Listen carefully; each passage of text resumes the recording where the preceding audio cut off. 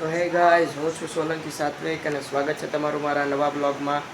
તો આજે હું તમને મારા ઘરનું કમ્પ્લીટ હોમ ટૂર દેખાડવાનો છું, તો બન્યા રહો બ્લોગમાં.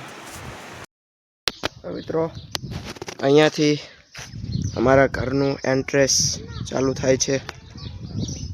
ચાલો હવે આપણે અંદર જઈએ.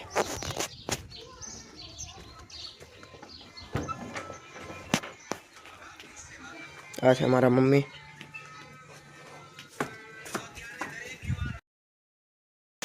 તો આ છે ઘરનું એન્ટ્રેસ. અહીંયા એક શેટી છે. આ જોકે ઓસરી જ છે.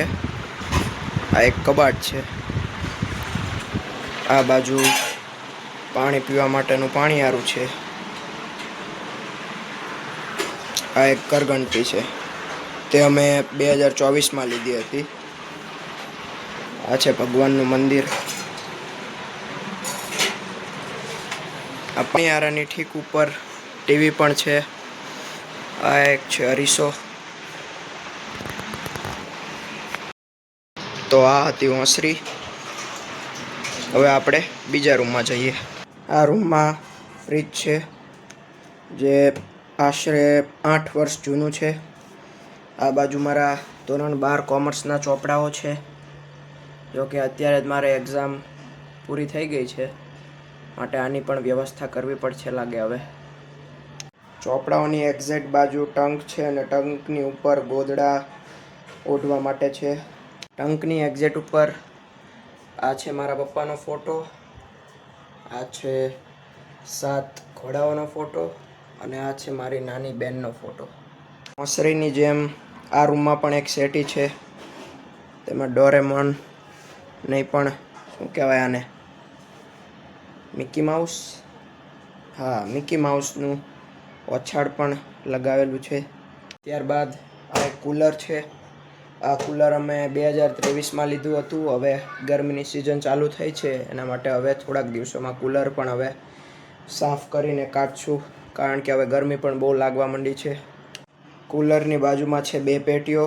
આ 2 પેટીમાં ઘઉં ભરેલા છે અને આ એક પેટીની ઉપર છે સૂટકેસ. તેમાં અમારા બધાના કપડાઓ રાખેલ છે અને આ 2 સૂટકેસ છે, તેમાં સરકારી કાગળિયાઓ છે. સૂટકેસોની બાજુમાં એક તિજોરી છે. પછી આ 2 ખાટલાઓ છે. અહીંયા આ રૂમમાં પણ એક કબાટ છે. આમાં પણ કપડાં ભરેલા છે. ત્યારબાદ આ છે 2 ખુરશી. ત્યારબાદ ઉપર આ બધા ડબ્બાઓ છે, તેમાં બધો અનાજ ને કિરાણાનો સામાન ને એવું બધું ભરેલું છે. તો આ હતું મારું કમ્પ્લીટ હોમ ટૂર.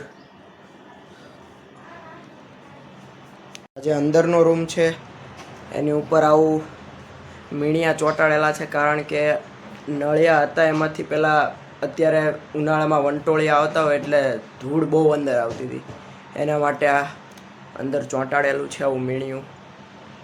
બાદ ઘર દેખાડી લઈએ બાદ આ છે રસોડું. રસોડાની અંદર એક ગેસ છે, સિલિન્ડર છે. આ બાજુ સગડી છે. આ બાજુ વાસણો છે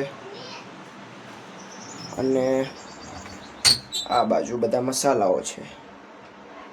નીચે લોટની પેટીઓ છે.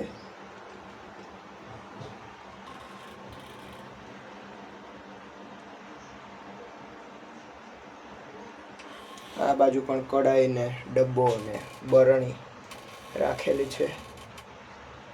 આ તો રસોડું અને રસોડાની બાજુમાં એક્ઝેક્ટ છે તુલસી માતા.